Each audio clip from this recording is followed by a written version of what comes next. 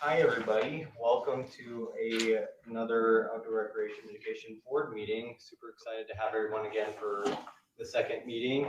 We'll be going through a couple of different things, but first let's get started with just some introductions, and we can start up here in the room. So you have me, Jorge, Vice President of the Division of Outdoor Recreation. I am the Recreation Grant Analyst. Shane Whitwer and Whitwer Hospitality, and kind of representing tourism with Des. Jason Curry, Director of the Division of Outdoor Recreation. India Nielsen with the Division of Outdoor Recreation. I'm the Deputy Director of Operations. I'm Patrick Morrison. I'm a Recreation Program Director here at the Division. Awesome. And I'll just go to who's on my list here. Andy? Andy Smith, representing Rural Williams Directors. Selena? Hi, everyone. Selena Sinclair, Executive Director of the Utah Tourism Industry Association. Des? Des Barker, Government Affairs for Utah Tourism Industry Association.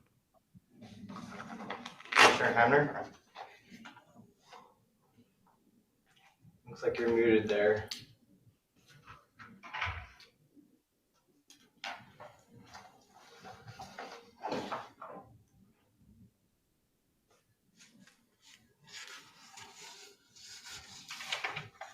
And we can come back to you here in a second. Maureen? Maureen Casper, Contracts and Compliance with the Division of Outdoor Recreation. Rachel? Rachel Toker with the Utah Division of Outdoor Recreation. I oversee and manage the OHV Recreation Grant for the state. Seth? Seth Ovison with the Office of the Utah State Auditor. Sheriff Curtis? Sheriff Nathan Curtis, Sevier County Sheriff, President, Utah Association of Counties. Sheriff Glover? Hi, I'm Tracy Glover. I'm the Kane County Sheriff and the President of the Utah Sheriff's Association. Awesome. And let's try and go back to Commissioner Hamner.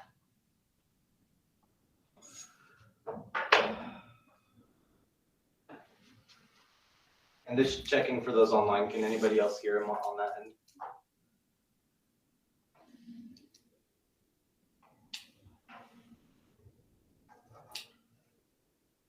Sure, they're at mouth.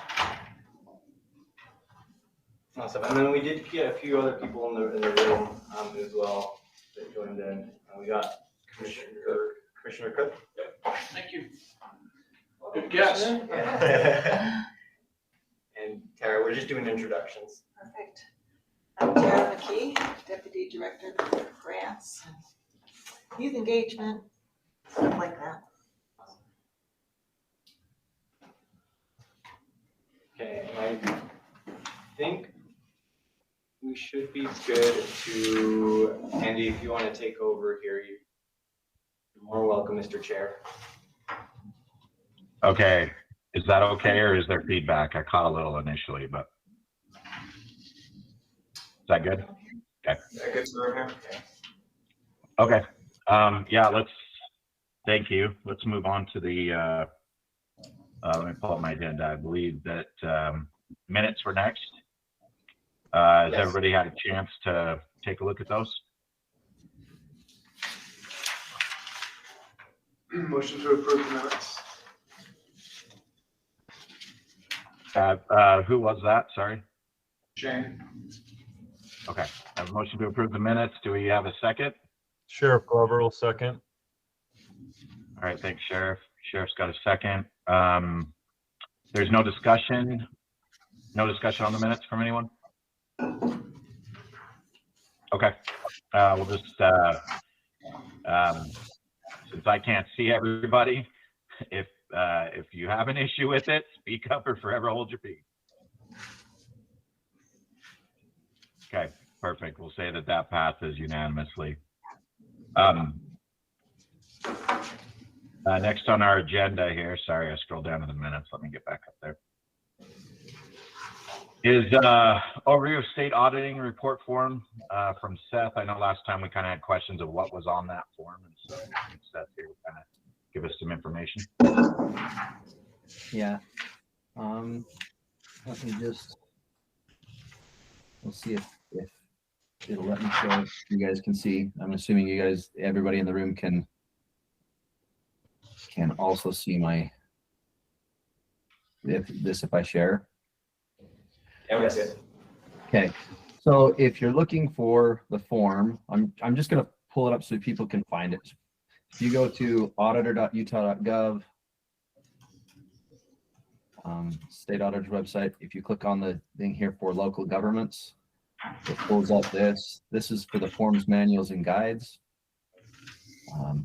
Here in the reporting forms, it's under this bullet for other forms, and it's the county transient room tax and tourism and recreation cultural convention and airport facilities tax report. That's a long name, but that's what it's named.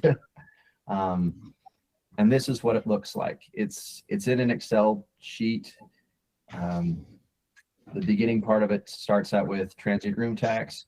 It has some references for the code section. You can click on it, jump right to the code. Each county fills these out. They can be submitted separately by the counties, or they're allowed to submit them as part of their annual comprehensive financial report. So it depends on how the county wants to do that one. This is the one, obviously, we have not gone through from this legislative session and made any changes to all of our forms yet. We're in the process of doing that. So this is the form that's been in existence and what the counties reported on last year. But the first is the transient room tax. There's space to put in, this is what their establishing and promoting tourism section has for tourism, recreation, film production, and conventions. If some counties wanted to be able to put in different types of activities, they can put the activity, the description of it, and the amounts, and then these would be the totals that they spent in each of those different categories. One of the questions that some entities wanted was how much they received in cooperative grants with like Utah, so the tourism. So that's in there. And then this would be their carryover money for establishing and promoting tourism from last year, the amount collected in the current year, how much they spent, and this would be the amount that would be flowing forward to next year. Because one of the concerns was, are we tracking that so you can see that it's flowing forward and being used correctly in each year? So that is there. The other section for TRT is for mitigating costs. So these would be your things such as recreation, if there's parking, airports, all of the different sections here. Here would be your section for under 3D of this code, or solid waste, emergency services, different things in there. The code specifically asks for things like factors that made emergency medical service more expensive or difficult. So we included those areas there. Not all of the counties that reported on this filled in all of if they didn't put any money towards it from TRT, then some of the counties left these areas blank. But there's a section for search and rescue. This would be some of the information that can be collected, even if there was nothing in for search and rescue. This would be a section that asks for the number of search and rescue efforts in the last fiscal year. But again, one of the concerns was if a county didn't put any TRT money towards that and they left that part blank, and for one of these grants they were using that piece of information that was left blank, then the users wouldn't have the information that they need. And that's the feedback that we're kind of seeking is there something on here that needs to be included, or that we need to make sure that the counties know is going to be mandatory if they're going to be able to qualify for a grant. That was the section on law enforcement activities, application of the funding to roads.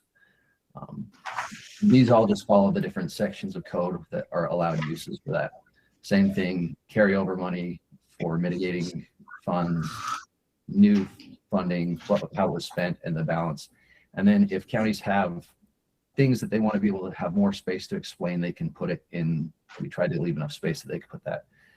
It's a similar form for the section that's for TRCCA, or Tourism, Recreation, Cultural, Convention, and Airports Facilities funding.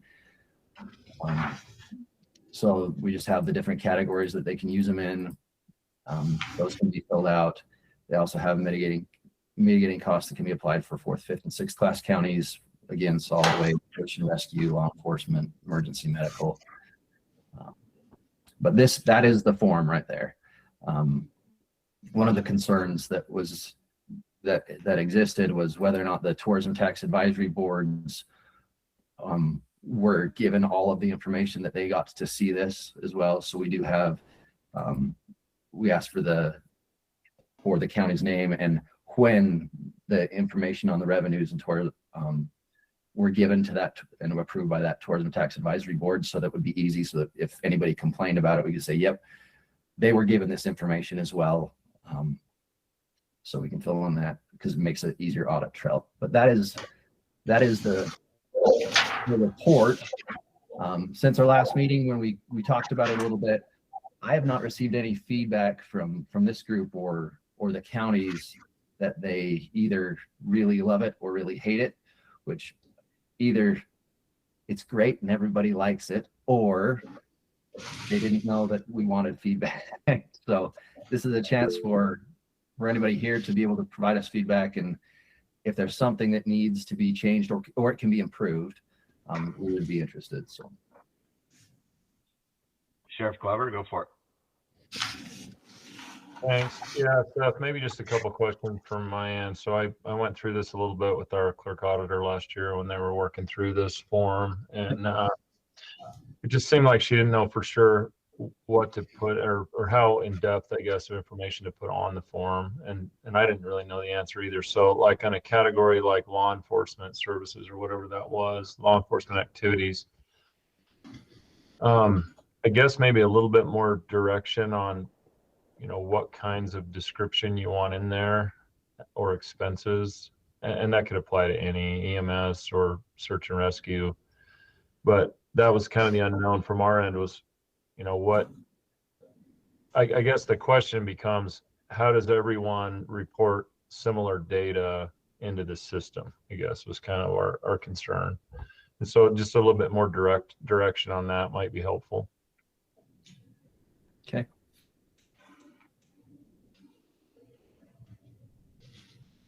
We can definitely work on that. That's what we do in the month of March, is let the legislature finish, and then we have to update everything and update the instructions and stuff. And that's, we can try to expand that of how to put those ones in. As far as some of the categories, I feel like I don't know if you need to put in additional things. For instance, the line for law enforcement, if you take TRT money and put it back into the general fund for law enforcement, it's pretty much just one transfer. Hey, we're going to put $300,000 in towards law enforcement in the county. That's not, I don't know if we need any more detail on that. I mean, you obviously can if you wanted to be able to say, this is what we're going to use it for. But other than saying we're taking $300,000 and applying it to law enforcement activities in the county, for my purposes, that general category is enough. We do have different lines there. So if you wanted to be able to say, hey, we're covering these different events, we want to be able to explain, to be able to show value. That's kind of an optional thing. Most of the counties just put in, yep, this is the amount that we put towards solid waste. This is the amount that we put towards search and rescue. This is the amount that we put towards law enforcement activities. And it's just a total. So so the term activities, you're speaking of financial activity mostly then, because that was kind of our question was, do you want a full list of case numbers and actual activities that were conducted by law enforcement that had to do with tourism, or more specifically TRT dollars, or do you just want the financial activity? For the use that the state auditor's office uses it, we just need the financial activity. Okay. There are some sections on there, for instance, the part that talks about search and rescue and the number of calls. That is included because the code actually asks for us to collect that. And so that's why we've included that piece of it. And my understanding is that is being used by potentially by other agencies that would be interested in that. But for financial reporting purposes, I don't need it. And that's the kind of the same question is if one of the grant administrators is collecting a metric that can or should be on this form and it's not, we would want to make sure that we put the instruction there to say, hey, all of the counties, you need to make sure that you catch this part. It's required because it will make sure that you can apply for that grant easier and we can pre-qualify it for whatever you're going to get.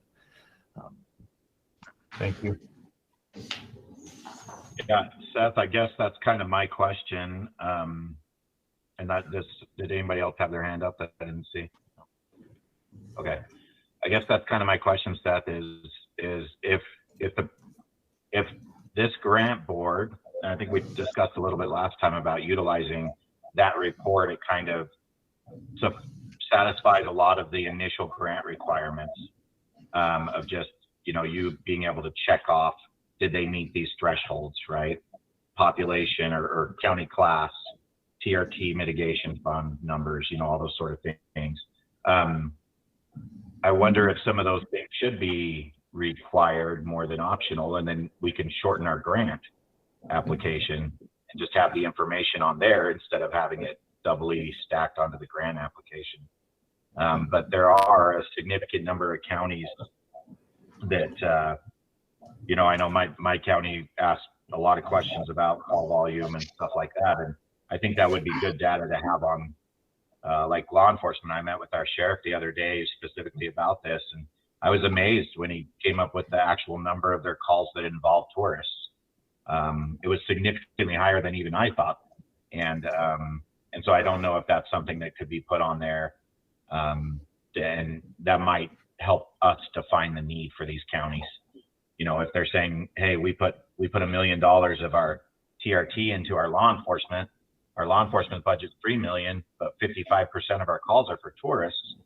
Well, maybe that's a place where this board can then say, well, look, they need more than $1 million going towards their law enforcement of TRT money because more of their budget needs to be accounted for because they're spending more than 50% of their calls on that. And I don't know, it seems like it might be easier math if it gets collected on your side than doubly in a grant. Well, the other side is this report is required. So, if the county were to decide, hey, we're not going to apply for a grant this year, and you were trying to do comparison across the state, you would miss that county's information. This is the report that is statutorily required, and we do the enforcement for it. So 100% of the counties have provided this report to the state for last year. And they will do so again this year because we're mean and scary, and we say we'll hold your funds if you don't. And so this report comes in, and so if there's a piece on there that would be valuable, we can include that. We need to know what that would be if there's a piece that needs to be on there. And we do those updates. We'll start updating things and reposting the new ones mid-April. So we would need to know sooner than later if there was a thing like, hey, we want call volume that involves that one. And the statute allows the state auditor's office leeway. We're required to develop the form. So if we wanted to add a section on, statistical information for state grants at the bottom of it, we could put that in there and make it so that it's all a one-stop shop and everybody can find it and compare. So does the amount requested on search and rescue mitigation, is that only the money paid from TRT, or is that the full budget that we're asking for? I think it would be helpful for us to get an idea of their total costs and how much of that is being covered by TRT.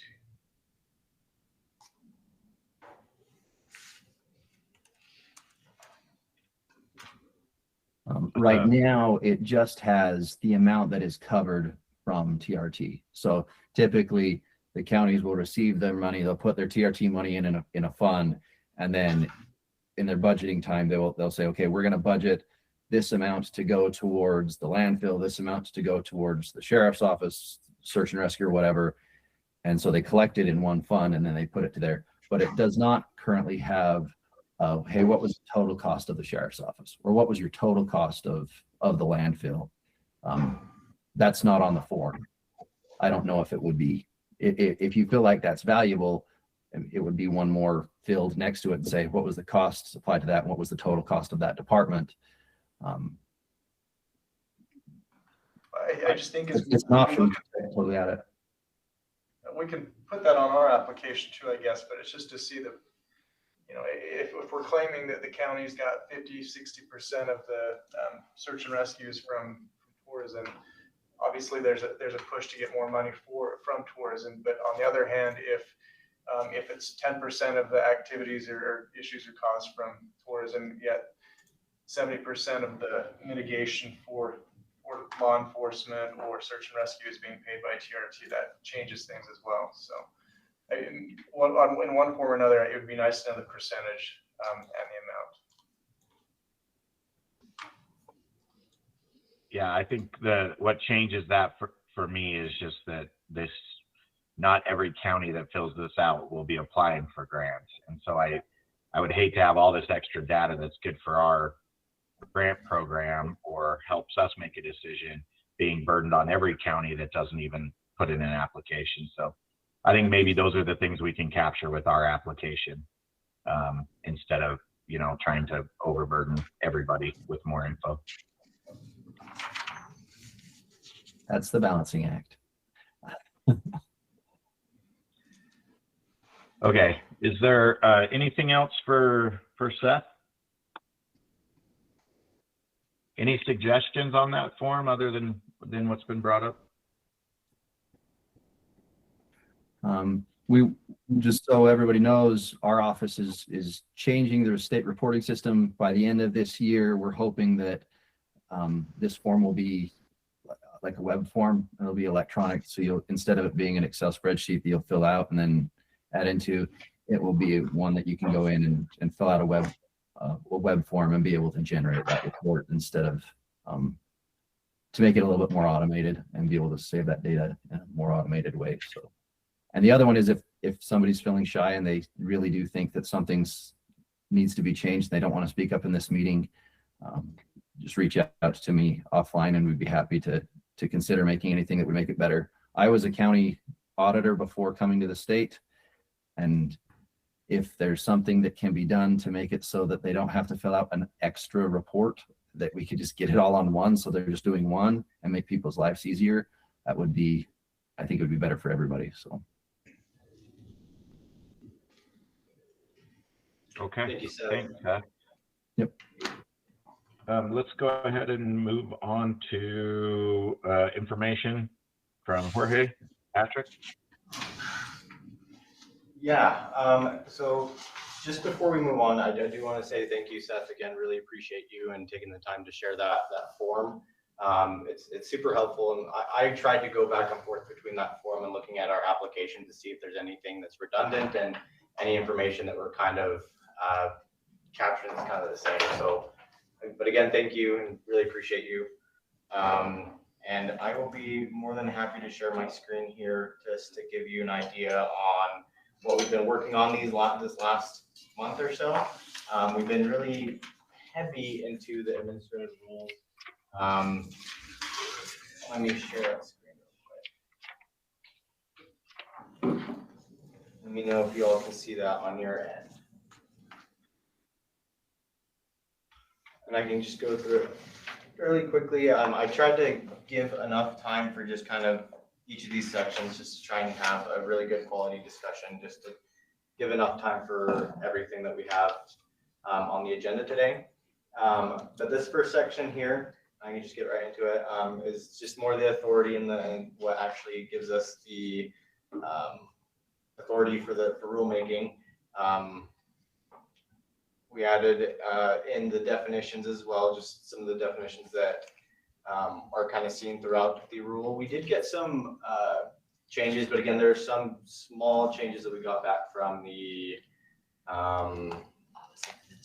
the Office of Administrative Rules. It's not actually going to be like changing content wise, it's just lettering and capitalization. So nothing heavy has really changed from this since I sent them out last time. So if you had gotten a chance to take a look at them, hopefully that's giving you a leg up here just to be a little bit more prepared for what we have on here. We have the grant application form and just kind of the procedures for that. Like for instance, like we'll provide the application, having it on our website, the amount of funds that are going to be available, just all that public information that's there.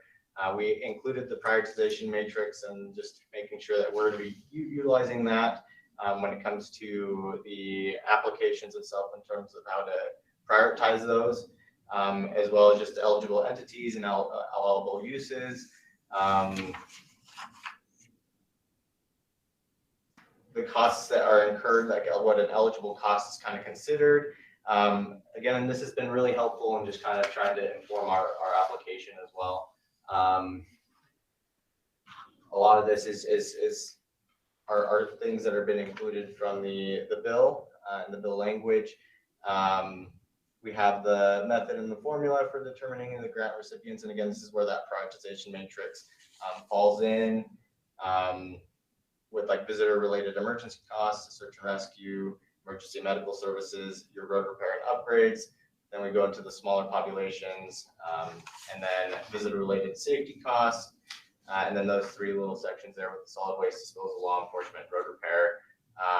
The small populations over the larger populations,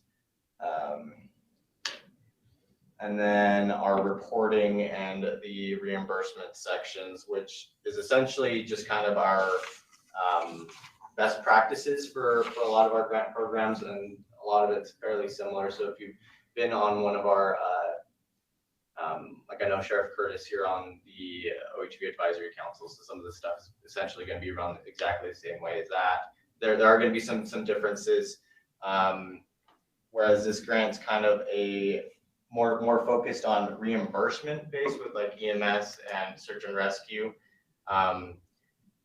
There's that change with the upfront funding that we decided to include there. We're just trying to be good stewards of public funds, especially when it comes to road repair, and with folks are going to be needing some upfront funding to actually get a road project started. And just other things that have been included in the bill. And again, with our upfront funding here, we've included it kind of go up to 25% increments. So again, they would request 25% of the total grant award, and then they would request another 25%. We're still trying to be flexible with the, especially since the smaller counties, we're aware that they're smaller and they may not be able to fully do a project fully up front, but like I said, we're trying to be good stewards here. And that's essentially kind of a real quick run through. Patrick, please feel free to go on in there too if I missed anything. Yeah, I mean, admin rules are pretty exciting, right? In all this is, I mean, this is just a distillation of, the statute and then kind of our best practices, as Jorge said. So everything in here, I mean, it's definitely been reviewed. We have our AG counsel, Nicole, she was very helpful in working with this. But I mean, feel really good about these. But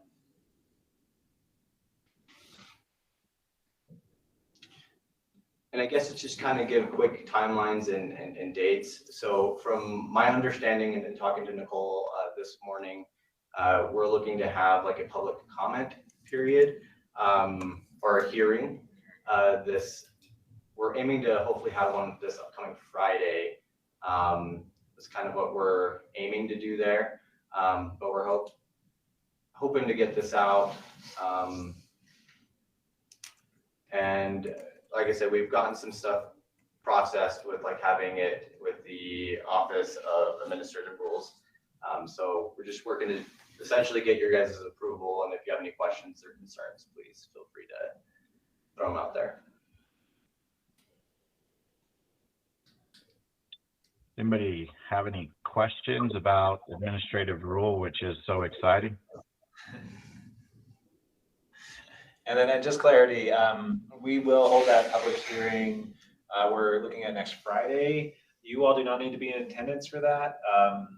And generally admin rules do not need public hearings if they're kind of reauthorizing, but since this is a new administration rule filing, that's when we do need the public hearing. So we'll essentially just open, we'll post it, we'll announce it, and then we'll just kind of open up a line, a Zoom line, a meeting link for that for 30 minutes at least.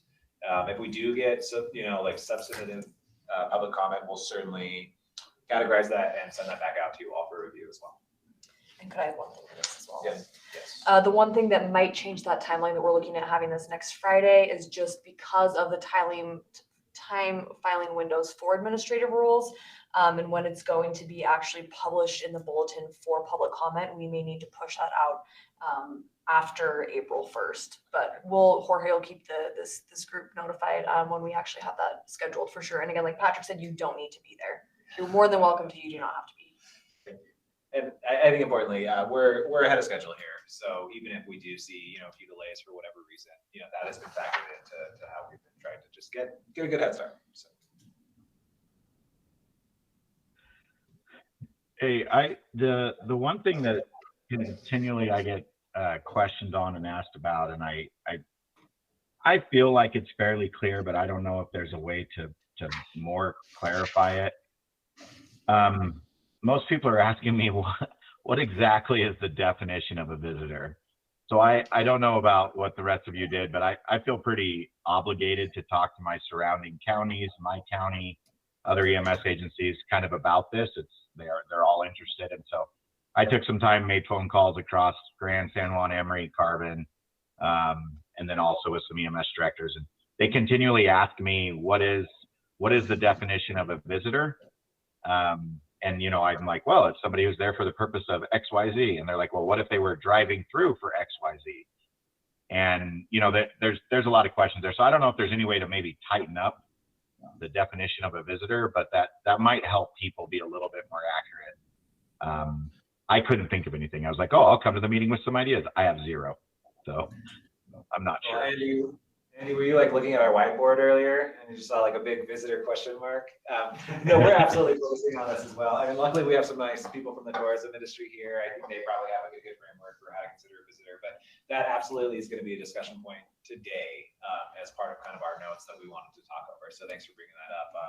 And I guess we could review with some of our legal staff, admin staff about the importance of defining a visitor within the admin rules, or if that's something that we could potentially define in a policies and procedures or just on the application itself. But that's going to be the big question for today, I think. Okay.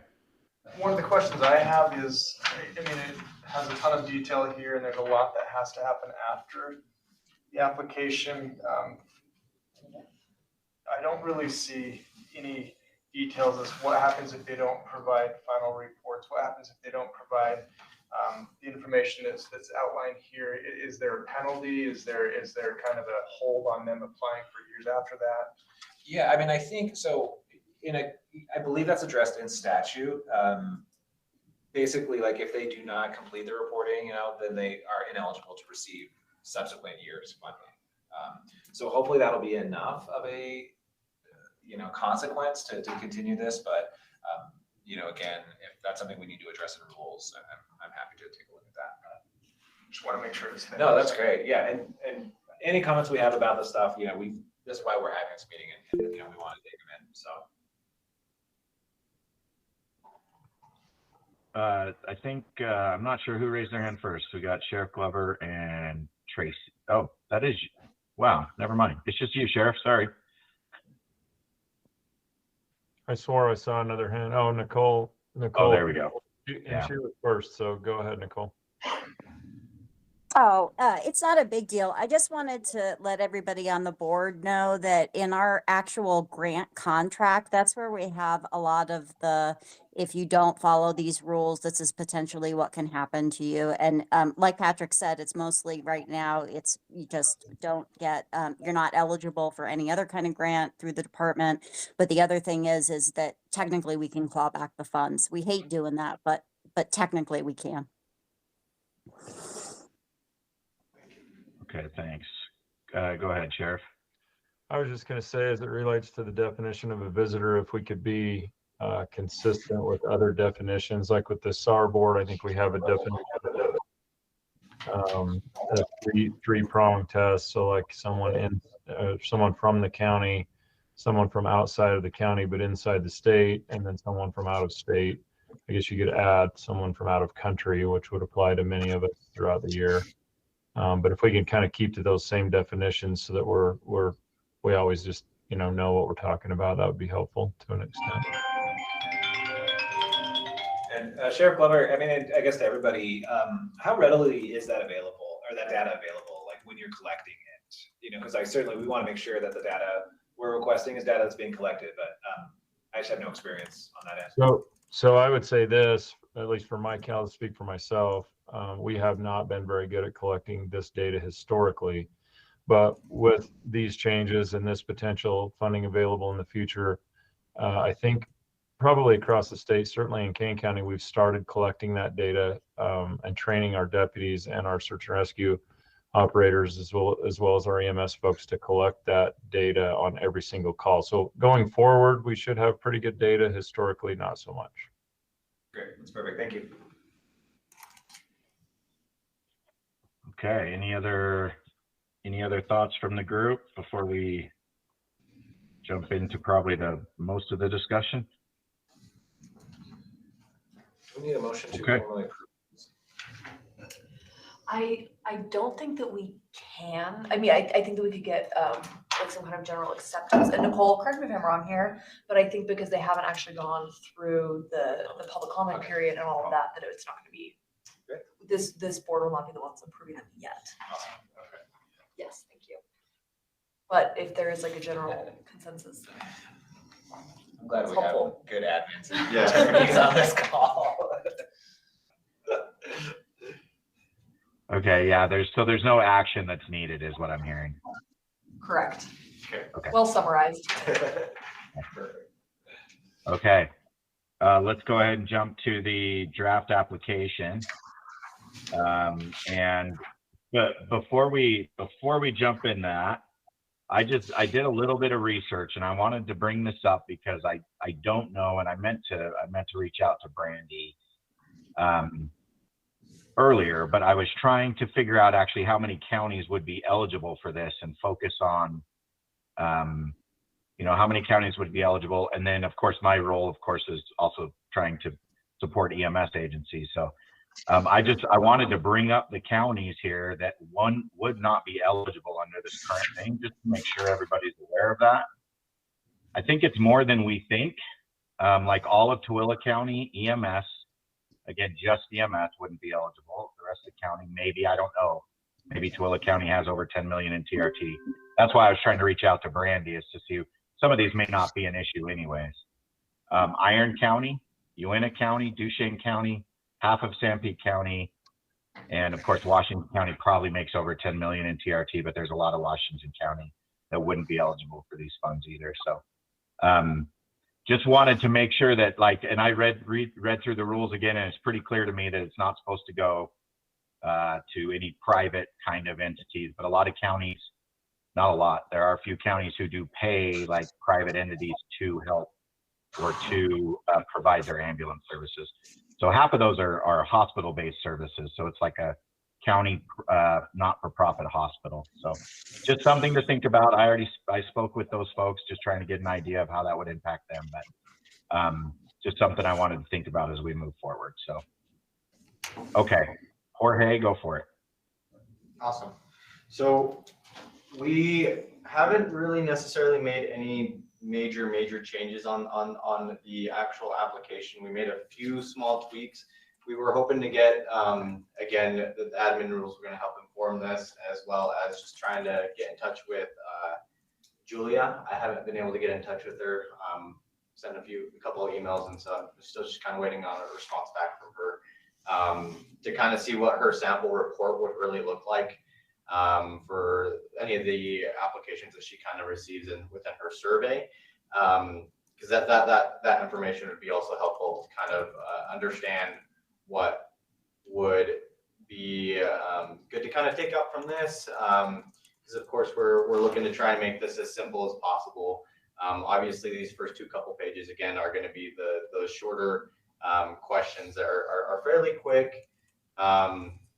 We did have, like Patrick kind of mentioned, we had a couple of question marks that we kind of wanted to go through, because I think again those are going to be helping more talk about the application, which again are kind of like one of the bigger questions that we had written down was like, what are those costs really looking like?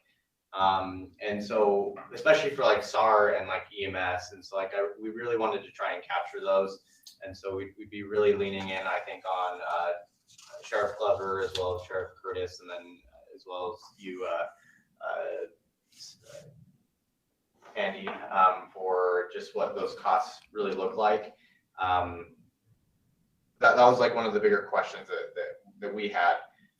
And I'll kind of let that one just kind of sit there first, and then see what kind of discussion goes from there, and then I can kind of continue on. And maybe just another way to think about this is, it's framed kind of like, what are the costs involved here? Like, what do we expect to be reimbursing? And so if, Sheriff Curtis, if you were submitting to this program with not knowing much, what does that expense ledger look like? And so what we're just trying to do is get an idea of like, what are the costs that are going to be reimbursable? What are the costs, that we want to consider eligible? And then what's our strategy to determine those? So it's almost just like, Sheriff Curtis, you want to submit a reimbursement for us? And we'll just take a look and we can learn from there. But yeah, so just kind of wanted to get your thoughts from what you're seeing. And, again, I think we have some flexibility this year.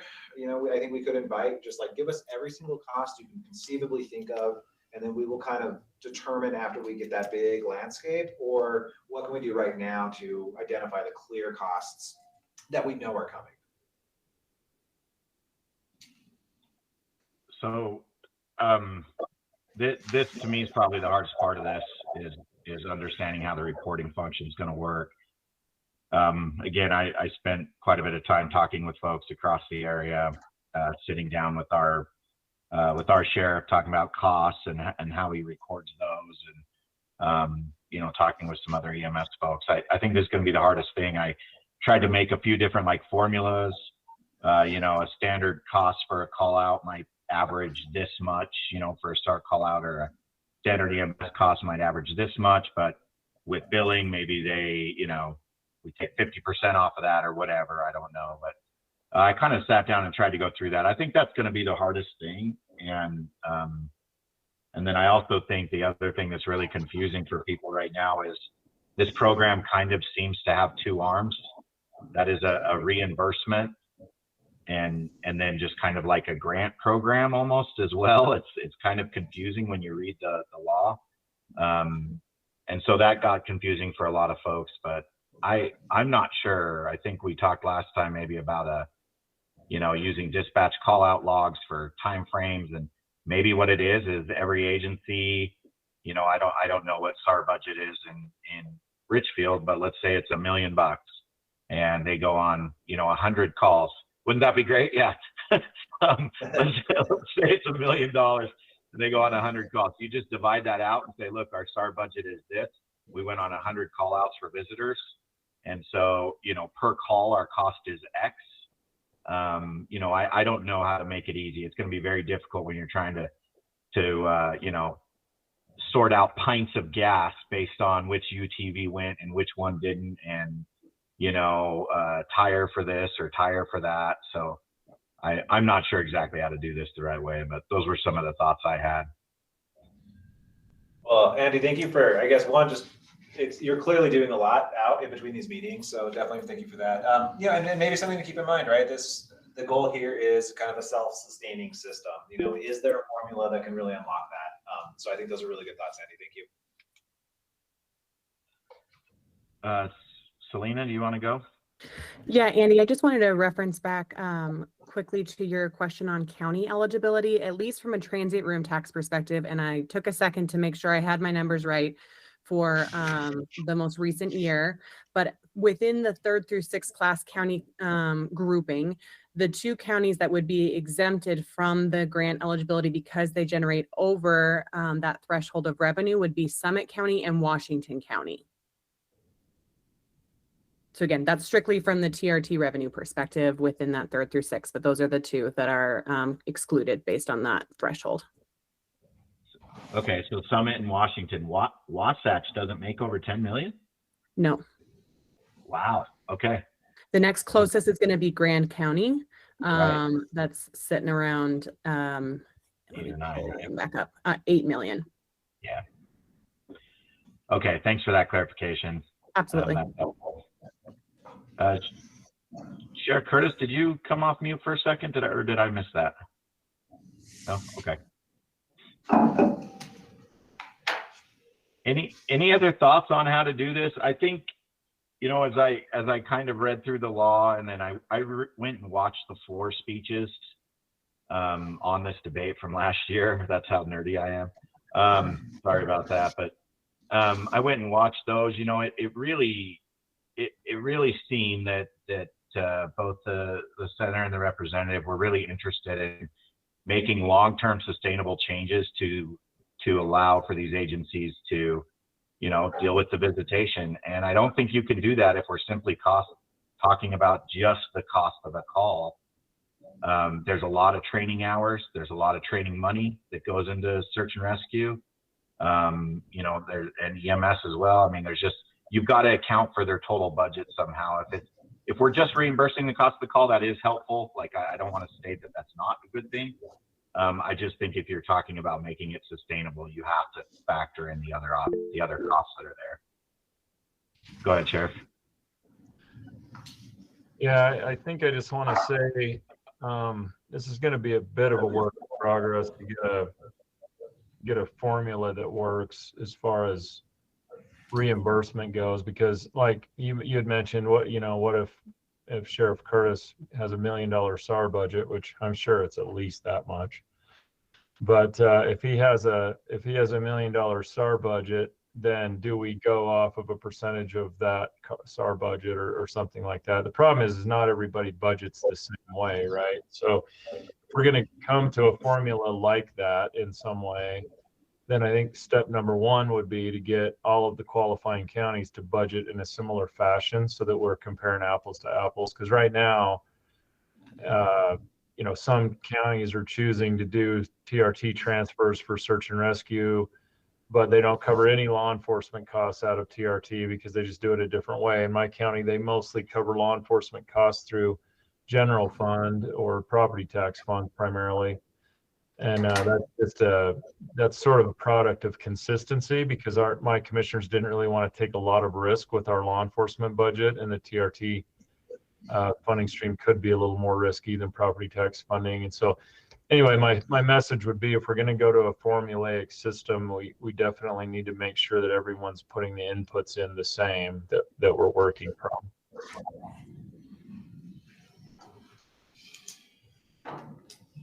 I mean, from what I'm seeing, we're looking at documented costs, right? That's what we're asking for. Could it be as simple as not necessarily budget, but actual costs for search and rescue and law enforcement, and then we can apply the percentage of call outs based on visitors and non-visitors? Yeah. So I think that makes more sense. I guess then you have to get into the world of what is a cost. And so like, for example, if I send 2 deputies out to check on an overdue party, it's a law enforcement / search and rescue cost. And the person is from out of state or out of country, and they end up on a 12-hour rescue or whatever, 10-hour rescue. So then do we bill at like an average hourly rate so that it's pretty easy to account for and pretty consistent? Those are the kind of details I think we're going to have to get into so that everybody reports the same way, I guess. Yeah, I mean, it seems like really hard to differentiate costs between a visitor and a non-visitor, because just because somebody's from Germany doesn't mean it's going to cost us more to rescue them. I would go as simple as we can and just include, these are the costs that are allowable. And it should include training. It should include more than just the actual rescue itself, and then divide that or show that as a percentage of visitor versus non-visitor. I'll just throw out one other thought along those lines. On the search and rescue board, we weight the type of reimbursement requested. So if it's an actual operational cost from an actual search, we pay those at 100% as long as we have the funding to do so. And then the training is the next weighted category, which it falls second to actual operational costs. And then beyond that, equipment falls third to those two. So that could be a way to do it. Yeah, I think we're really talking. And again, I think the division, of course, could tell us, hey, you're off base. You need to just do this. But I really think we're talking about two options here. I would, like the reimbursement side of this, and we can look at it as just straight reimbursement, which might be exactly what Sheriff Glover discussed, right? Like, here's the actual cost. Here's my payroll for that call out. Here's my gas for that call out, and then get reimbursed that way. Or kind of what I'm trying to suggest, and maybe it's a no-go. So if it's a waste of time for everybody, we should just move on. But what I'm trying to suggest is maybe each agency come up with their cost per hour, and you just say, look, we were on that call for this long. Our budget last year for all of our SARs was X. We're submitting that we went on this many calls. It took us 27 hours to deal with them, and our hourly cost because of our budget is this many dollars. And so they just get a flat, they're eligible for that reimbursement up to that amount. But there's obviously, what I know most about is EMS, right? So I've been trying to factor in how do you factor out things like reimbursement for calls, right? If you end up getting paid for transporting a patient or some of those things. So I've thought about that, but I think we probably just need to make a decision. Do we want it to actually be a receipts time reimbursement program? And I do like the metric that Sheriff Glover discussed, and that actual costs are rated higher than, it kind of goes down the line down to equipment. Or do we want to try to simplify? If there's a way, maybe I think it's simple and it's not. So my thoughts. I think, Andy, if I might, I think actual costs would be the best way to go. Now, if we want to do actual costs, so like if John Smith from my agency was one of the responding officers, we go ahead and calculate his payroll costs or whatever else and apply those to that documentation for that call. We could go that level, or we could, like with a lot of our federal grant programs and contracts, we establish a median cost across our entire base of employees. And then that's the rate we bill at. So we could do something like that, where every year we establish like a median or an average, whichever, and then that's the rate we bill at. But at the end of the day, I think the best way for us to look at this is there's only going to be so much money. So if, let's say, we have $7 million and we have $14 million in requests, it would be pretty easy to say, well, actual operational costs we're going to pay at a 50% basis, because that's how much money we have, and the money all goes, and that's it, end of story. So I think if we had those actual numbers, the numbers are probably going to be bigger than we think they are. I could be wrong, but I think by the time you get into solid waste and roads projects and all the above, EMS and law enforcement / search and rescue, you're going to be pretty big numbers. So that might be an easy way to do it.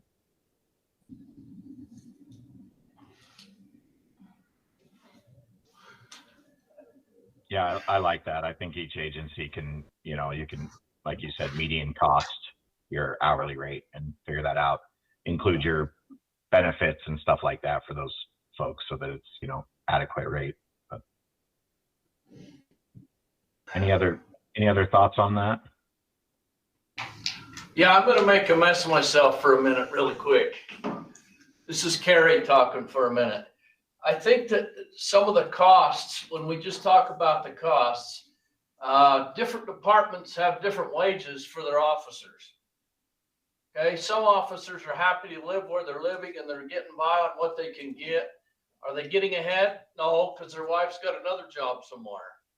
So I think we need to take into consideration the wages of all the law enforcement officers across the board to help put that value out there to lift them up that are needing that assistance somewhere. Now, maybe I'm off on a total different place, but expenses are expenses, which is true. And if all you're doing is reimbursing them, what's the incentive to better yourself in all your trainings if you're not getting ahead anywhere? Did I just lose everybody? No, I'm hearing you. I'm not sure how to incorporate, you know, that Well, thought. Go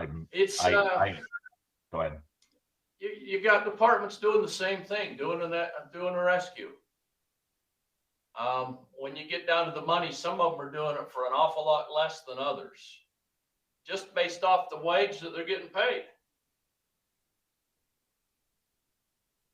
So you'd rather Well, see it be this per call for everybody is what you're suggesting? That way they're playing with the same ball on the field. Know what I mean? Did that help? No, it does. It's just another thought, another throw out there. The only thought I would have is that the actual costs in some counties are going to be higher because wages are traditional. You know, you go to Grand County and, you know, they're substantially higher than they are in other counties, which is your point. That's my point. But their costs are actual. So I can see what you're going to though. I think that also brings into the prioritization question. Yeah. It's the goal in the end that's being done. And some departments can do it a lot cheaper than others and get it done. So are they gonna, what reimbursement comes back into, what's the incentive? I mean, you're already scratching by. Why do more paperwork if you're getting by with what you're doing? Now, somebody told me once, open your mouth and you show everybody how smart you are. So I made a fool of myself here, but I think what you're saying makes sense. we need to treat people all the same. Yeah, I think that makes sense, especially in a search and rescue. I think it gets a little more complicated when we start to get into waste and you know, roads and things. Those like are that. actual numbers that Yeah, way. that's When true. you can weigh what's coming in. But you could also from say waste. you could probably build a road a lot cheaper in Sevier County than you could in Washington County. Maybe not. I'm just maybe. Depends on how thick the paperwork is. Sheriff Glover, go for it. I just trying to clarify what Carrie meant there. So would you then advocate that we come up with an average or a median cost across all of the qualifying counties for each service? Is that what you're suggesting? Possibly, yeah. Yeah, that might work. I don't know how that would affect the total or whatever. I mean, not everything's not equal, right? So if Exactly. you know, I mean, the forces that make me pay a deputy a certain wage are based on competitive nature here, you know, where I live. And so like a search and rescue call involving volunteers, that would probably be pretty easy because the costs are the same. But, you know, if we're billing for an hourly rate for 2 deputies to go out on a call, it just costs more in certain places than it does in others, period. I mean, that's just how it is. But so I don't know how that would work. I don't know who had their hand up. Somebody online. Oh, go ahead, Nicole. Hey there. So just real quick to add to this, it's not that we couldn't work out, or it's not that it's not a good idea to work out some kind of, rubric, or this is how much you just, you want to throw out to make it easier to do a standardized number. But I do think we have to be careful when it comes to the finance and auditing from the state, because if we're paying someone for something that's not an actual cost that it's incurred, but for example, the cost that we think it should cost to do it as opposed to the cost that you're actually paying them, I don't think that that's going to pass muster with the state auditor. So it's just kind of something to consider, because that rate would have to be lower than your highest paid officer, right? Or I guess it could be at your highest paid officer throughout the state. But then somehow you guys would have to come up with another justification for why that payment is appropriate as a true cost. That's a pretty good So point. just something to think about. So not saying no, but just something to kind of think about, because the average cost thing, it can be really great for counties that have a lower cost, but for people that have counties that have a higher cost, it can actually reduce your reimbursement rate overall, if that makes sense. Yeah, I would also add that it's going to depend greatly on the type of terrain that dominates in your county. Sending 2 deputies on UTV up a road to go find someone, going to cost wages. Whereas if you send 8 to 10 SAR members down a slot canyon to conduct a rescue that's very technical and takes a lot of time, that's going to cost less dollars. They're volunteers, so I think it's very complicated. Go ahead, Sheriff. Well, just after listening to Nicole, she brings up some good points. I don't know that we're actually saving ourselves a lot of work by not just listing the actual cost. I mean, I'm not sure we're actually saving much time, and we have to document it anyway. So I'm not sure we're saving much time by having it be an average or median rather than just the actual cost. I mean, it wouldn't be hard for us to have a detailed list of personnel and their 2026 actual wage and benefits per hour cost, and whoever's doing our accounting on this could just put those numbers in on the documentation on a per call basis and submit them, and that solves the problem that was presented. And I think that's probably the way I would lean. Hey, any other thoughts on that? I can see that the average part could cause some problems. More I think about it, but it's just another situation shift. So I can speak maybe just kind of as somebody who's going to be doing some of the back end administration. I think we could essentially ask everybody who wants to apply in all these counties to give us every cost you expect, give us everything. And then, in looking at all of those, we would actually have real numbers, all the personnel, the equipments. I think have a lot of stuff in front of us to be able to make pretty clear determinations. Obviously we want to go into this with clarity in this first year, but it's just going to take a little bit of time. So I think there is kind of maybe a strength in casting just a big net. It's just please show us what you have. What are your real costs? What are your real needs? And then we kind of can work from that to determine what we think are going to be the guidelines in subsequent years. I do think we need to be fairly defined in what those costs can be and have them broken out. Because if we just say, what are your total costs, you're going to have everything thrown in there. I would expect some guidelines, right? Personnel, and maybe we can get a little more granular. We kind of circle around to dispatch. How do we define dispatch? Is that part of it? I mean, it is a real cost. If we're going for actual cost, sure. But yeah, and just kind of on, but absolutely some guidelines. Otherwise, we'll get pickleball in there. And nothing wrong with it. Not really on pickleball. Rescuing them from being tangled in the net. Yeah, exactly. Stuck in the kitchen. Stuck in the kitchen. Okay, so kind of some consensus. I know we're really only talking about SAR, law enforcement, and EMS right now, but some consensus on those items. So what we want the data that comes in, we want it to reflect actual costs. I think what Sheriff Glover talked about is fine for each agency, right? Like find your median cost for that deputy. Or your, SAR, in my case, our sheriff does pay our SAR members. So, median cost for a SAR member or something like that. That's more defensible in your county because you have data to back that up than there is like a statewide, like median cost. So are we saying we want actual cost, personnel cost tied to it? Gas, fuel, all of those things.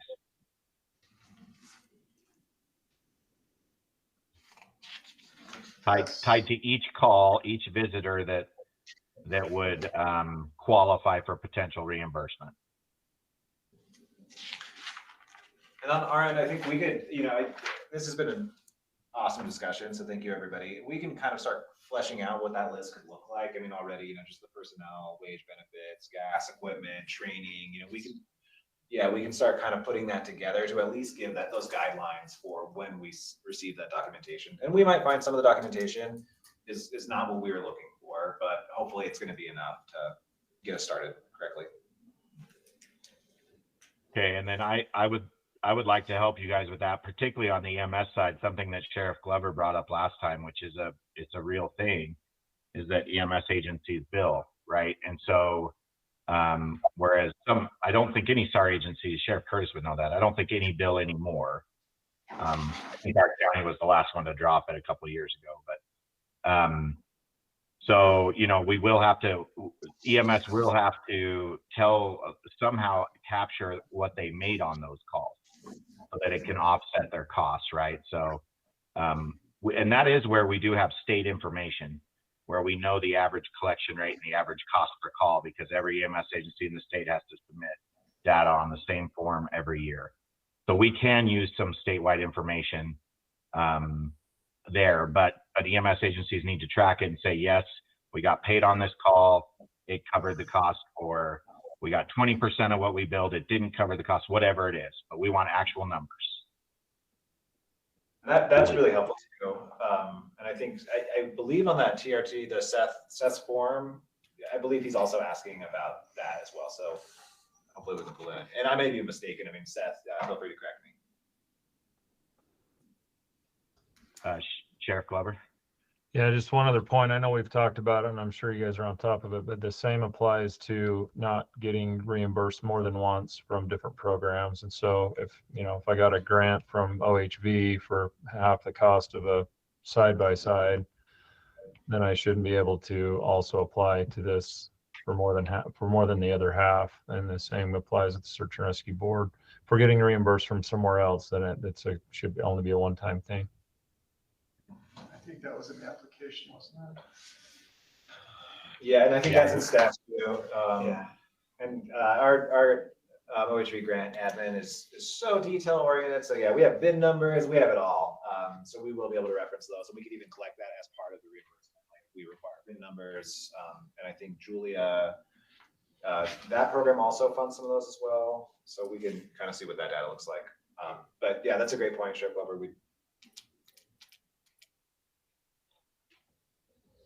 Okay, do we want to talk about the most exciting thing, garbage and roads, or how do we want to do this? Maybe before we go there, just in general, one of the first questions under the eligibility data, there's a question that says estimated amount of outdoor recreation, tourism, and conventions taking place within the county over the last 5 years. Are we asking for visitors? Are we asking for transit room tax collection? I mean, because that is a really, so I'm in tourism and I couldn't answer that. Yeah, so that's a really good question. So this was highlighted in our last meeting where we were talking about really defining visitor, and maybe this is a really good, maybe place to maybe talk a little more about it. And I know that we had chatted a little bit with Selena, and Patrick did in a previous call where we had kind of, and maybe I'll just throw this out there, but remind me, Selena, but I think it was a visitor within like a 50-mile radius of the county. Yeah, so I'm gonna drop it in the chat. I think that I'll drop the definition in the chats because I think it's the easiest way for everyone to get access to it. But this definition comes from the Kempsey Gardner Policy Institute at the University of Utah, and is directly tied back to the reports that they do on behalf of tourism as a whole for the state of Utah, as well as individual county breakdowns on tourism trends, tourism reporting for the prior years. So this is their kind of definition of their traveler types they use throughout their reporting. Again, this is kind of a guiding North Star for us as the industry and with our county counterparts. So where we're able to tie that back in to the work you all are doing, I think is helpful from a consistency sake, which to me seemed like what you guys were looking for. So again, you've got kind of the division into two categories. So those resident travelers are Utahns that are traveling at least 50 miles from home. And then the non-resident travelers are those domestic and international travelers. And I think we could use that definition for the call outs when we're doing, search and rescue. But if we're looking to get an idea of how many people we have that are from outside of a 50-mile radius, that's impossible.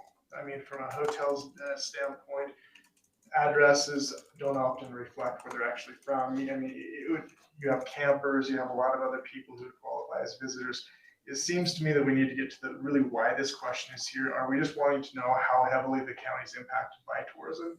And if that's the case, then I think we probably just need to have them include the amount of transit room tax collected, because you're not going to get a visitor count. That would be impossible.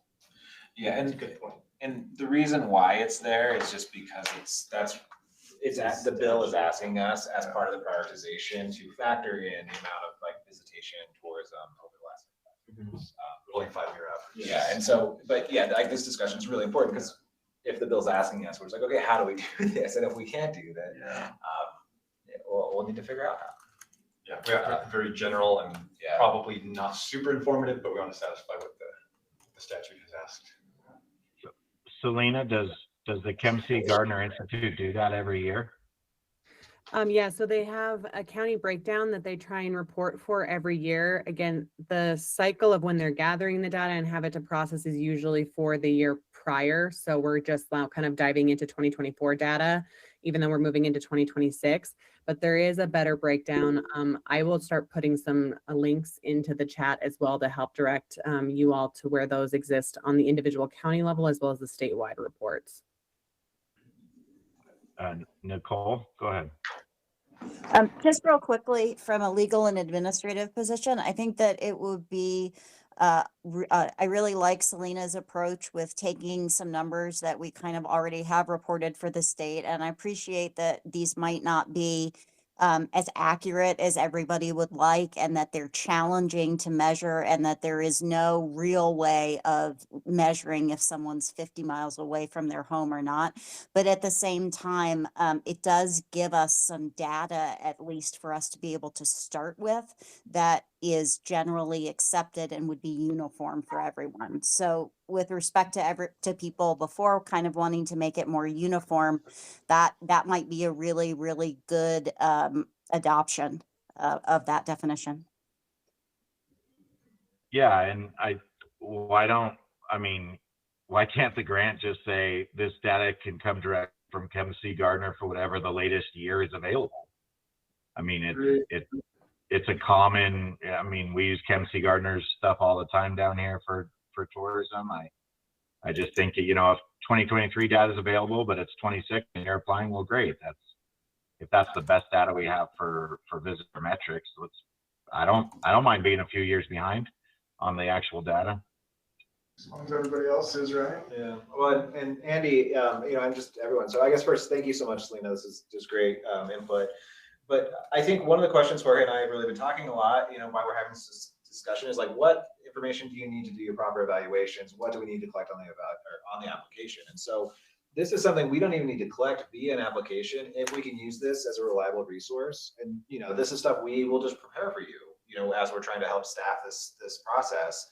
So when you're looking at the prioritization, you're just like, okay, well, let's see where they are here.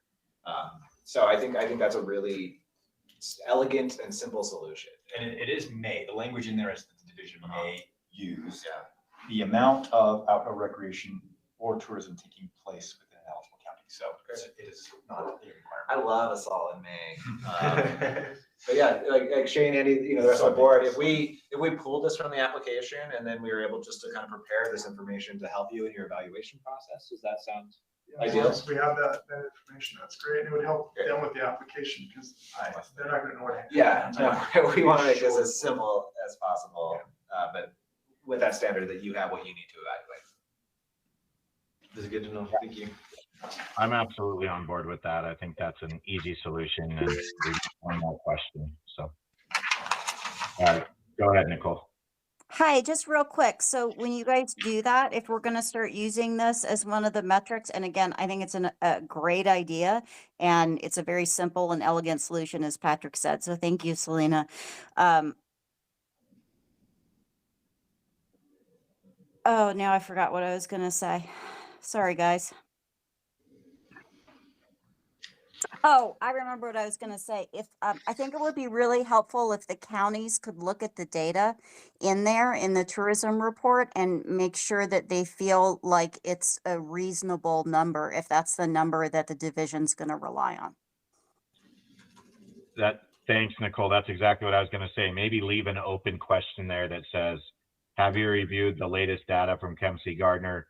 Do you agree it's an accurate representation? If not, why, right? So maybe I know something that's impacted Sheriff Curtis recently because I spend a lot of time in his county now because he has incredible bike trails.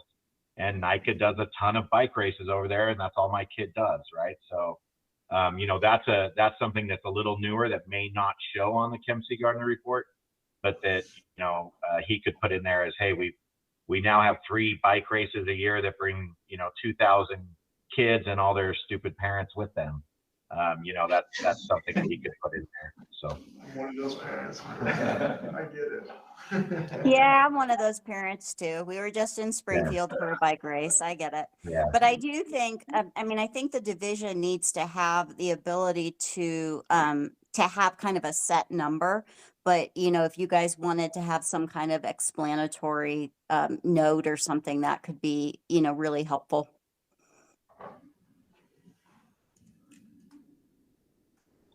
Yeah, okay. I like that. What's next? Jorge or whoever wants to take it? Yeah, so another question that we kind of had, especially since I'm kind of seeing it right now. I know, Andy, that previously in like the last meeting, and I just want to get you right now, especially since we have you. I know you had a concern with like the SAR and like the EMS being kind of put into like the same questions, and we were wondering if it was as simple as kind of fixing it with like adding an and to kind of just separate those out.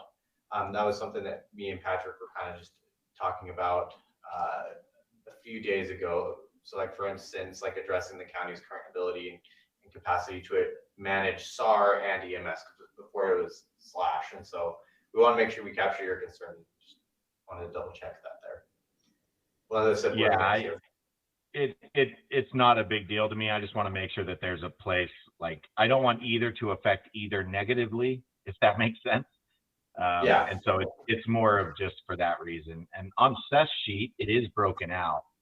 SAR and EMS are listed separately on what the county puts down on their TRT funds. But as far as for the grant purpose, I think it's fine to be together. I just don't want I don't want EMS or SAR to negatively affect either side of that equation, if that makes sense, if they're all wrapped up into one. Yeah, that makes perfect sense. And the reason that it was kind of together, again, for ours is just because of the reimbursement and just trying to capture those together. But aside from that, another few questions that we kind of had on here, if we go a little bit further down within the application, again, I know we kind of discussed this in our previous meeting, but we were kind of wanting to bring it back up again was the letters of support for the transient, correct me if I'm wrong on the name, the transient room tax. T-tab. Yeah, we're wanting to kind of, I guess, get in a way like a approval, like kind of accepting that as like a letter of support, because we do think that would be really beneficial for the purpose of this application, but wanted to circle back and see thoughts. And then I guess, and I'm sorry to derail the next question. I just kind of want to, with the search and rescue and EMS, again, we don't know how much is going to come in. We don't know exactly how much our prioritization is going to shake out. Like, is there ever situations in which search and rescue expenses are going to be prioritized over EMS? Are you going to look at them as one collection? Like, I just want to make sure that we are getting the data you need and want to be able to anticipate this. And, we're balancing that with, we don't want a 30-page application. So that's, if we can just maybe stick with that just for one more second. Do we anticipate any complications coming in if we are grouping those expenses is ultimately my question. I do think if in terms of just application or cost, like there are a lot of SAR calls that EMS never responds to, and there are a lot of EMS calls for folks that would meet the definition of a visitor that SAR doesn't respond to. And so I think for clarity, it might be good to break it out, but I sure hate adding anything else to this application or making it longer. That's kind of my feeling. Although I think if we want to do it this way the first year and just see how that plays out, we can kind of adjust it in the future if there does end up being an issue. That's just my thought, but. And I think we could capture some of those cost differentials, like, on the budget sheet, like in some of the documentation as well, but just don't want to make any mistakes this early if we can avoid it. All right, well, please continue. It looks like you're going to say something, Sheriff Clever. Yeah, I was just going to kind of reiterate that they probably sound similar, EMS response and SAR response, but they're very much separate. They're often responding together, but as Andy said, they're often responding separate from each other as well. So I also hate to add more categories to the list, but they are pretty separate disciplines. So it might be better to keep them somewhat separate. Well, and thank you, Sheriff Glover. And maybe just ask one more question. So on a call where there is both search and rescue and EMS present, those are being tracked by the separate entities still, right? So they'll be able to determine what their individual cost was, even though it's a shared cost, in the bigger picture. Yeah, they should be tracked separately. Yes. Okay, in the great. case of like Sheriff Curtis, he runs both programs, but I'm sure he still tracks them separately. Yeah. Okay. Good. I mean, I have the feeling that we might want to split them, but we can do so in a very low impact way. We'll do our best. And you all, of course, are the authority here and say nope.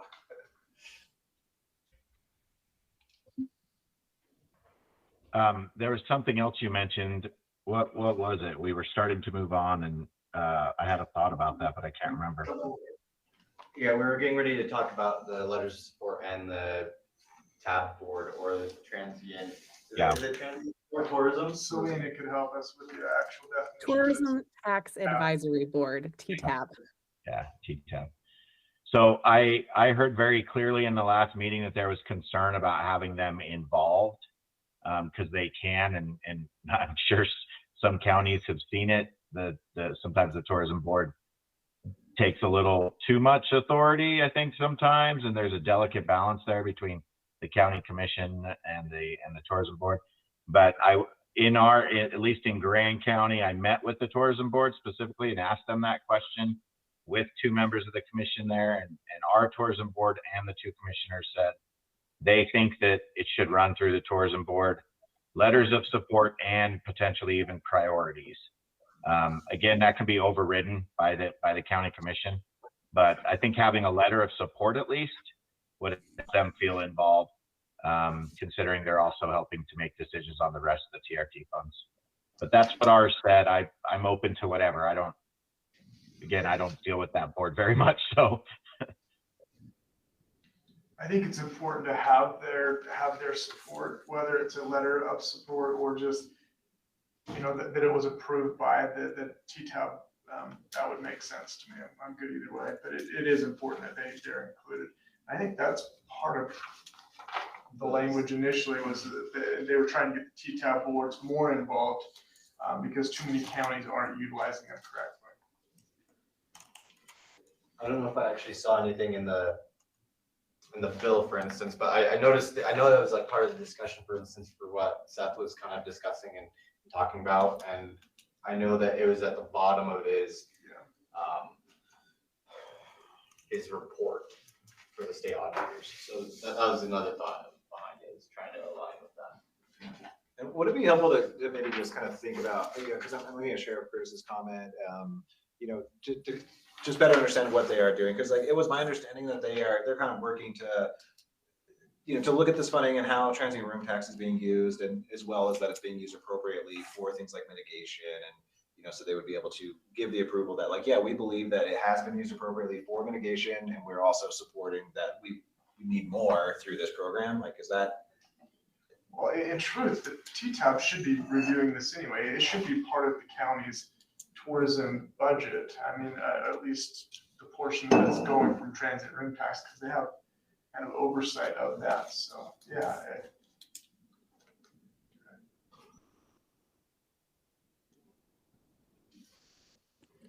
I agree with the idea of, again, not having the TTAB board have authority over the decision. And I think Andy summed it up well, that it still goes back to the commission and how, at the end of the day, of how those dollars are allocated and spent. But as the individuals who are contributing in, generally making up and contributing into this transient room tax fund, which is also funding this mitigation board, I think it's helpful for them to be able to observe the overall picture of how those dollars are being allocated and utilized to ensure that we maintain industry support in that way, and that they feel like they're involved in the process as the industry that the tax is being imposed upon.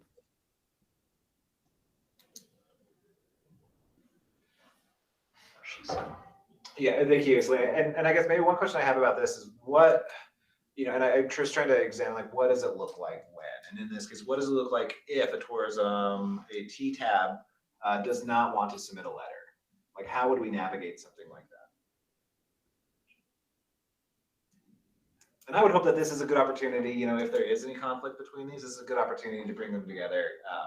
But not everything's all kumbaya. And I'm suggesting, I don't know that there has to be a letter as much as an acknowledgement that the TTAB board has reviewed it and that they are in support of the application. Yeah, I similarly agree that it's just more of an acknowledgement that it's been brought forward as a part of the overall budget function, and how those pieces are coming together between the mitigation dollars that are allocated by the county, revenues for transient room tax within their appropriate split between the mitigation and the establishing and promoting, and then how this grant is building on top of that. I think it's just helpful to designate the overall picture for the community and specifically those business members that are involved in this process. So again, I don't want it to appear like there's an authority to say if their letter of support isn't there, they don't get funded. So I like Shane's idea, instead of maybe a letter of support, of just, again, a way to say, hey, this has been reviewed as a part of the overall budgeting process in consultation with the Tourism Tax Advisory Board. Yeah, just as someone who has requested TRT and had support from our board for many, many years, but the county doesn't fund me with TRT. They've chosen to not do that. That's where the county has the authority to still move forward, right? Even if you have support from the TCAP board, it doesn't mean that projects will get funded or won't get funded. And so I think that's where the county, they have the ability to move forward or not. But I think for sure having the TCAP board at least review it, keep them involved. I know our don't want to bring up any issues. Our county got slapped on the wrist for part of that. They just completely ignored the TCAP board and their recommendations for a while, and that got taken care of legislatively in spectacular fashion. But that's one of those things that I think is important, that everybody's on the same page. I find it a little bit ironic that Grand County, which would be impacted more than anybody by search and rescue, that the county didn't open that vault to use for that. That's a shock to me. No, I should be clear. EMS only. They funded search and rescue with TRT money, and they had good reason. I'm not technically part of the county, so I'm asking. Well, I guess technically, but I'm a district, so I'm coming in asking for money that they can use elsewhere. So. And I guess that's a really good point as well, just kind of also reading the language that Seth kind of has at the very bottom of his, of that form, where it says the Tourism Tax Advisory Board for blank county advises the county's legislative body on the best use of tourism revenues. So that's a good point. Not required, but heavily suggested.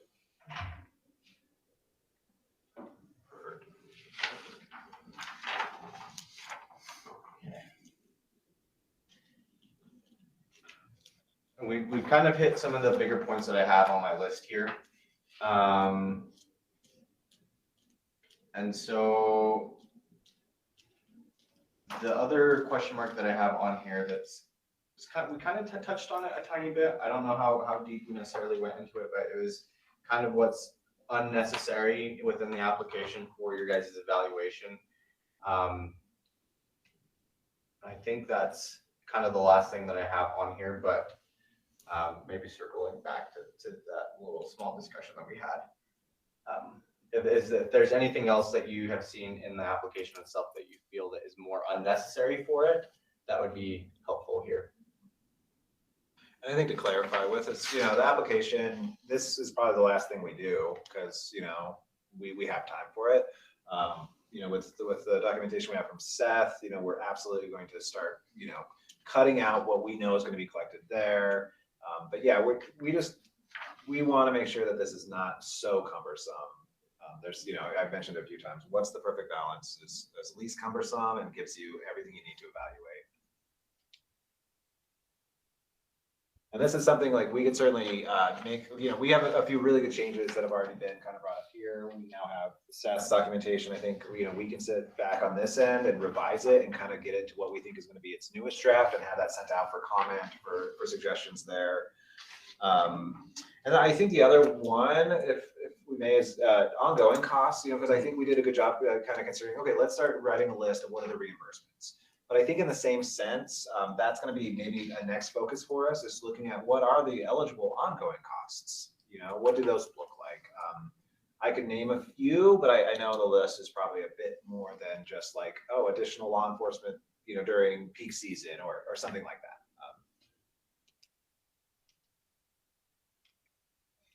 As well, I think it's going to be difficult to quantify things like solid waste. I know our folks track like tonnage and during peak season, but for them to identify the cost of that additional tonnage might be more difficult than it is for STAR or EMS to even do it. So that might be something difficult. But yeah, the ongoing funding and yeah, things like solid waste and roads might be easy just because there is a set cost and most counties don't construct their own roads. They do all the repairs, but certainly the solid waste might be a little difficult.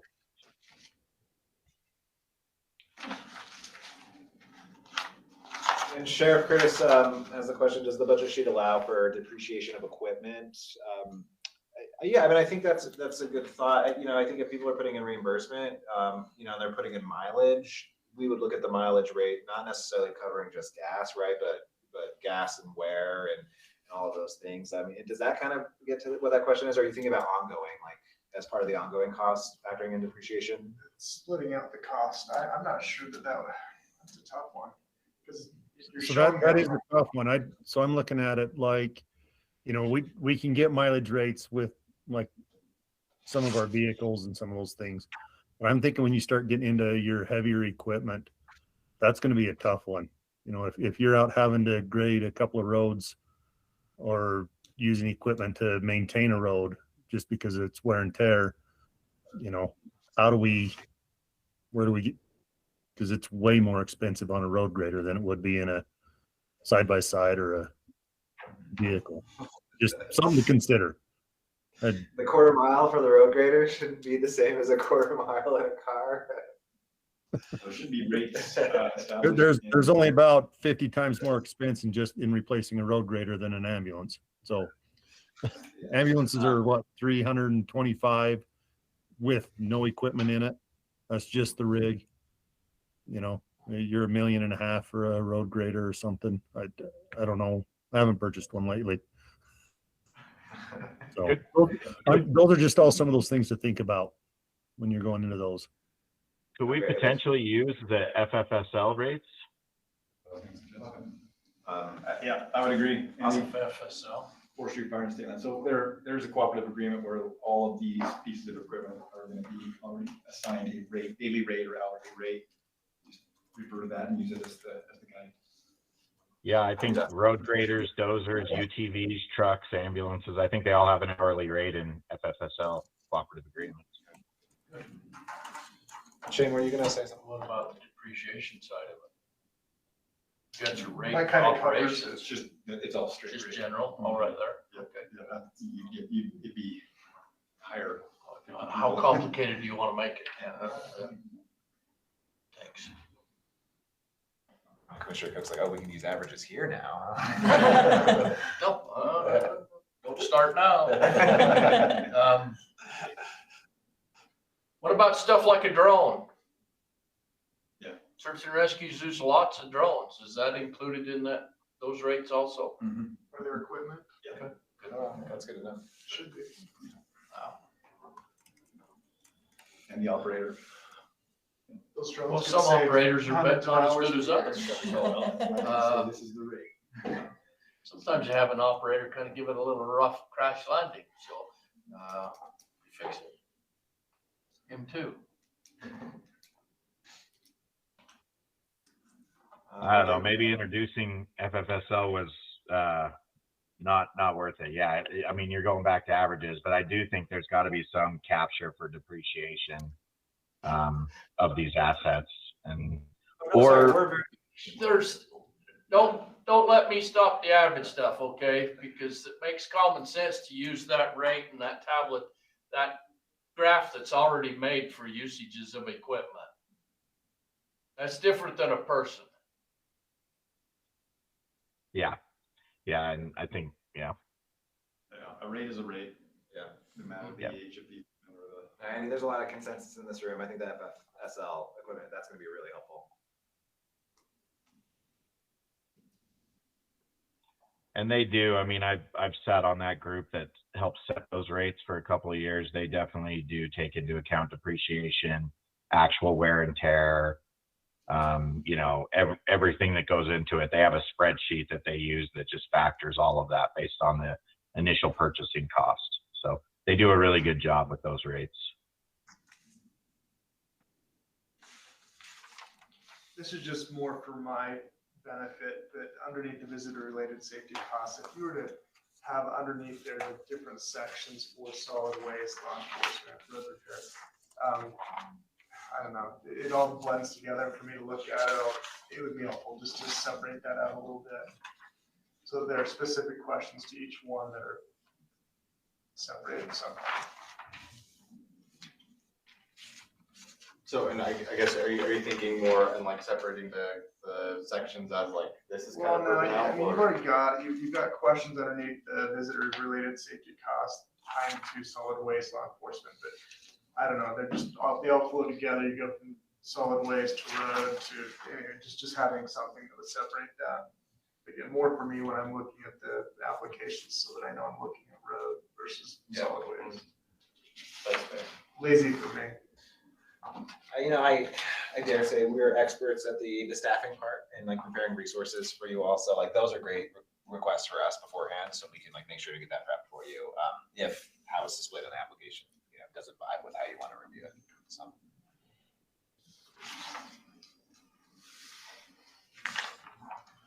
Sorry about that down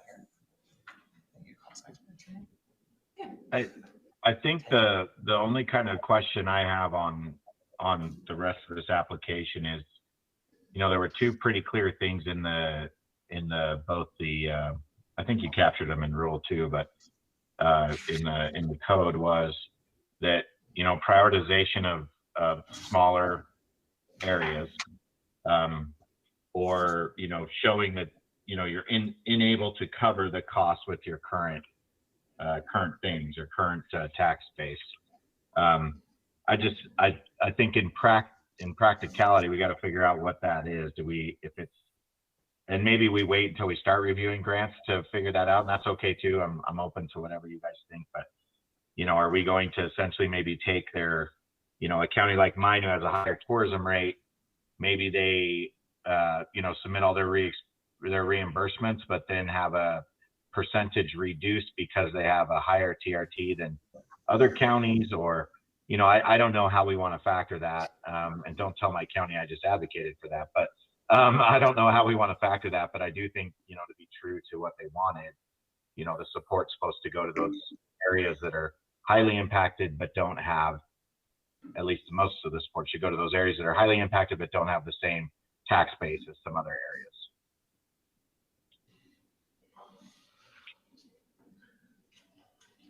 Yeah, I mean, I'm picturing, some form of a matrix, maybe we can pull this, like each county ultimately ends up with a score, that's going to be fun to kind of work out what that matrix formula looks like.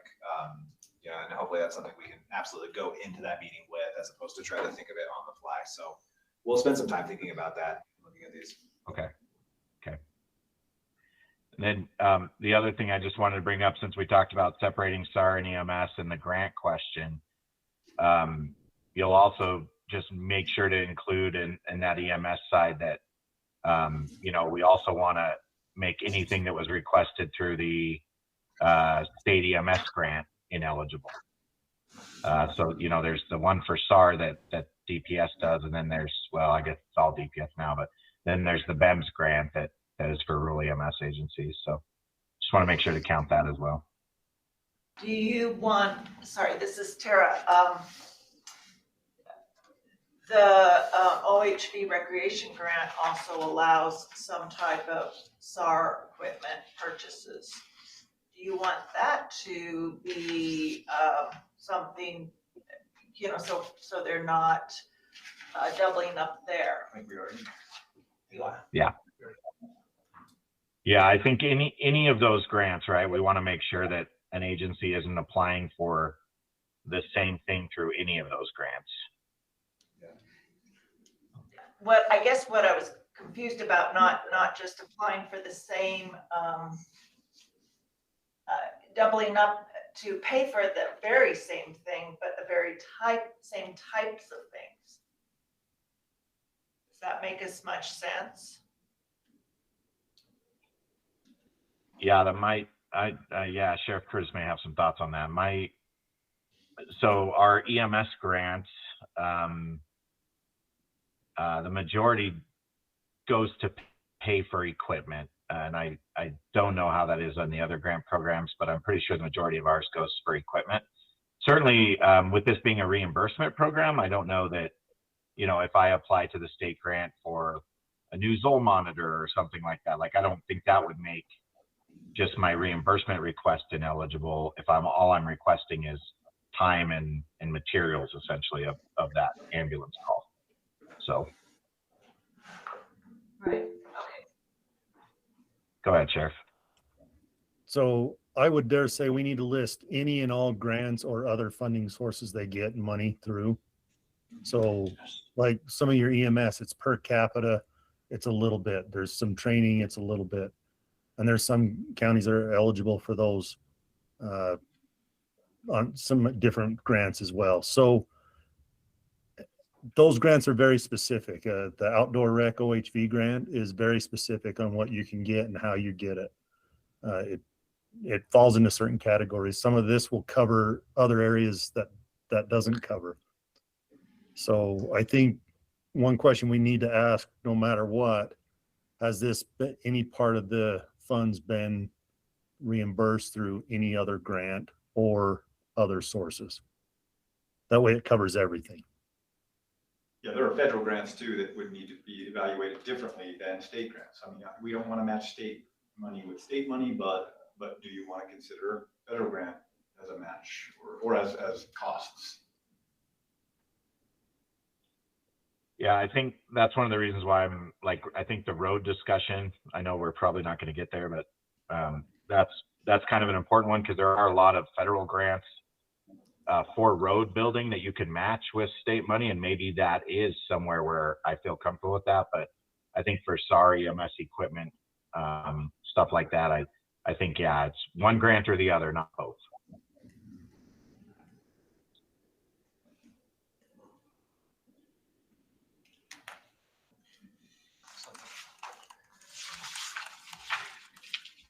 Awesome. This is really helpful, and we really appreciate the discussion taking place during this. So, like I said, for me, I think I've gotten everything that's on my list kind of answered. I don't know if there's anything else that you have on your end. You think, Patrick, that might be missing, or? No, I mean, I think we have a lot of great action items. To continue moving forward here. Yeah, so we'll prep a lot, send some stuff out for review. But yeah, this has been great. Let's meet again tomorrow. Not that great. This is just a really effective discussion. Right. I guess another thing that I can share with you all, just so that way you're all aware, we did make a resource. I did send it to you via email.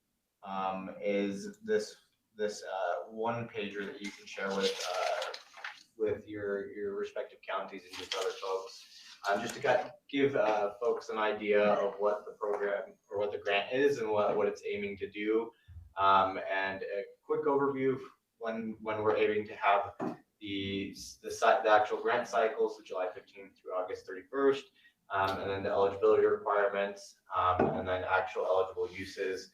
That was more taken from like the definition of like the bills, or the bill itself. And so just to kind of give folks an idea of what's coming. So just wanted to make sure you guys were all aware. I did send that via email, but make sure you guys had it. So I thought it looked good. I do want to say thank you. I mean, through all of the language here, you brought in the visitor aspect, even visitor related. That's been one of my concerns. So thank you, even through the application that very clearly is stating this is only visitor related. Of course. Thank you.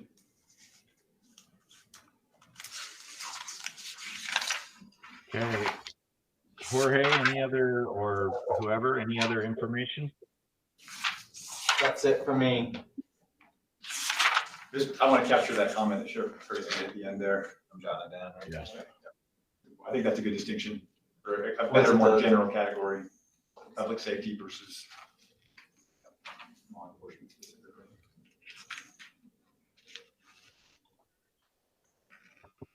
Okay, any other business?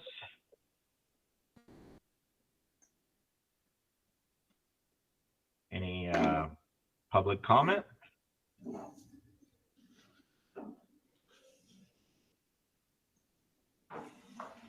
Wow, quiet bunch now. Okay. Is there anything else that needs to come up? Do we want to talk about our next meeting before we close this one out? Or just do it via vote? I think that's a good idea. See when everybody's available next, maybe next deadline. Yeah, we can do that here, or Jorge can send out I know they used to be called doodle polls. I don't know what you call them nowadays, but a meeting calendar thing or whatever works. Yeah, we can send out a doodle poll. Okay. Are we trying to meet one more time before the applications go out? That'd be my preference.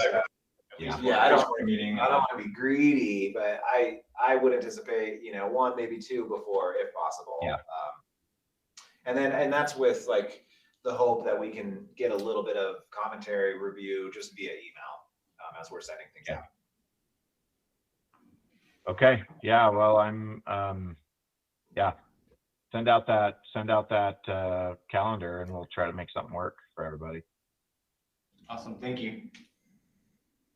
Okay. If there's nothing else, I think we can probably adjourn. Do I need a motion for that?